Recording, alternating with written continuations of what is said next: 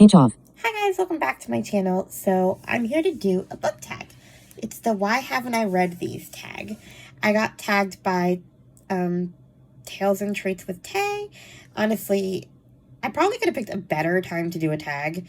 The twins are here, my nieces. They're almost 2. They're terrors. I mean that in the most affectionate way possible, but I'm currently hiding from them to do this. Like I said, I could have picked a better time, but I was so excited to be tagged in something that I wanted to do it right away. And this one looks fun. So let's see how far we get before I get interrupted. So first prompt says classics. Which classics haven't I read? Honestly, I probably haven't read a lot of classics. And it's not because I don't like them. I mean, there's a lot of classics I have no interest in reading. But, I mean, I like Jane Eyre, Pride and Prejudice, and then like the usual kids classics. You know, Secret Garden, Alice in Wonderland, all of those. So I'm not going to say that I don't like classics. But there's some I have zero interest in reading. But the ones that I do want to read, I just haven't read because they're long and they're just complicated. And I'm lazy. It just is what it is. So those would be all of Jane Austen's. The only Jane Austen thing I've read is Pride and Prejudice, and I loved it, so I know I'll probably love the rest of the stuff. Emma sounds really interesting, and I don't know, Sense and Sensibility. I don't know, but yeah, and then there's Rebecca by Daphne du Maurier. I have not read that one, and I'm interested. Sounds kind of gothic and scary, and I don't know. And then the other one, this is literally the first book that I put on my TBR when I started using Goodreads for the first time. To Kill a Mockingbird by Harper Lee. Everybody and their mother has read this book, and I haven't. It is so bad. Like, bad. How in the world have I not read this book? Everybody's read it in school, but I haven't. I own it. I think I bought it twice.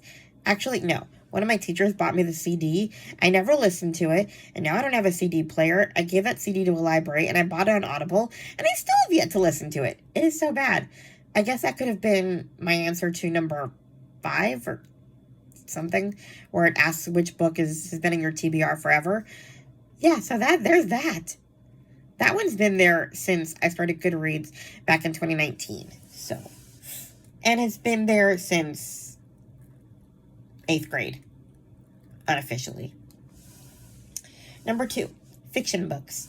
So I'm going to use this to kind of highlight authors that I own everything from and have yet to read. So first we have Kate Morton. I love Kate Morton books. I've read 2. I've read Homecoming and The Forgotten Garden. I read Homecoming because that was her newest one and everybody was talking about it. And I wanted to read it just because everybody was talking about it.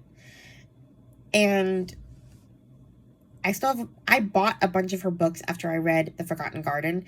I loved it so much. They're kind of thrillery / family drama type things. There's always a big mystery, but it's not like all about the mystery. It's hard to explain them. And they're really long. Kelly from Kelly Reads a Lot and Chantel have also read these. And they talk about them and make me want to read them. I think, did Kelly read The Lake House? I'm not sure. But yeah, like I've heard several booktubers talk about them. Actually, Book Mama, Angie from Book Mama, she used to be, I forget what her old channel's name was, but she got me really into Kate Morton. And she got me into it enough to buy all the books, and then I never read them. It's bad. Okay, so, you know, I have Secret Keeper, The Lake House. I really want to read The Lake House. The Distant Hour, The Clockmaker's Daughter. I'm sure I missed some, but yeah, there's her. And then I have The 100 Years of Lenny and Margot by Marianne Cronin. This one's just like a single book that I want to read. I heard about this one from Amanda from On the Middle Shelf and Krista from Books and Jams. And everybody in the Currently Reading podcast has read it. I'm sure others have read it too, but it's about this girl who's dying, basically. She's terminal, and she goes to this art class where she meets this old lady who's also dying. And so they want to do this art project, and they call it the 100 Years of Lenny and Marco, because if you combine their ages, it makes 100. And yeah, it sounds like it's going to be a tearjerker, and yet I want to read it. And then we have all of Ruta Sepetys books. The only one I've read so far is Between Shades of Grey. It was the World War II one. But there are so many, and a lot of you guys have talked about this author. I have, and I own them too. Salt of the Sea, The Fountains of Silence. I can't think of others. But yeah, I own all of these and have yet to read a one. And then we have Christina Suzanne Nelson's books. I'm pretty sure I first heard about her from Lou from Christian Faith and Fiction. I think she highlighted one of her books on like the videos she does when she recommends like new books coming out. And Katie from Paperbacks and Ponytails have read these.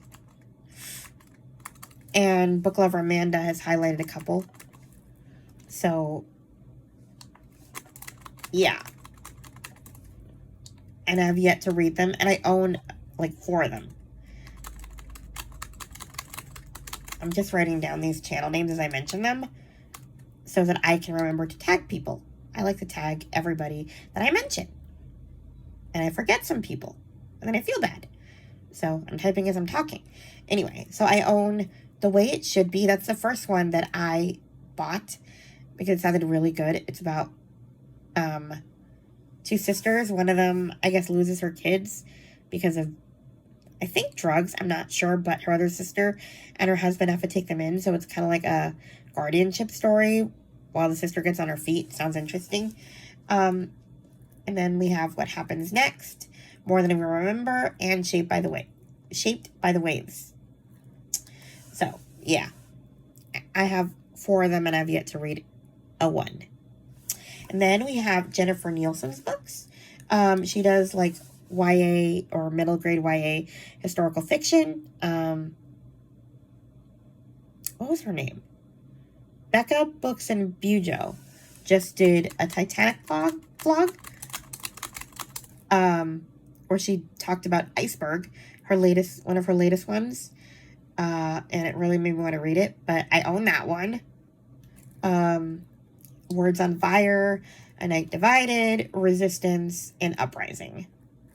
See what I mean? It is so bad. Like, there are so many, and they all sound so good, and I just have not picked one up.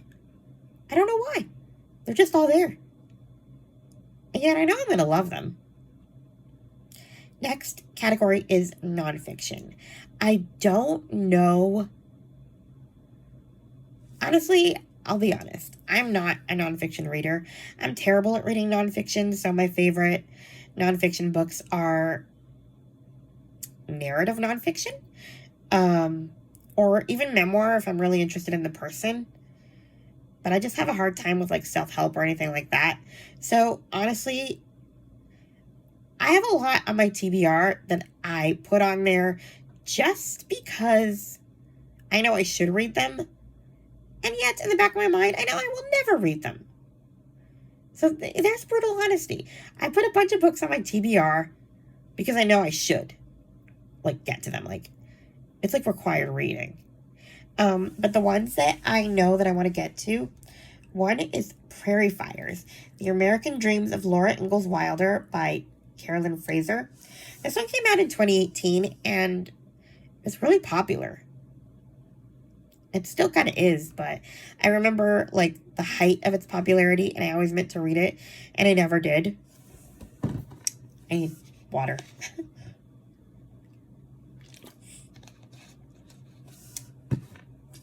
I have allergies.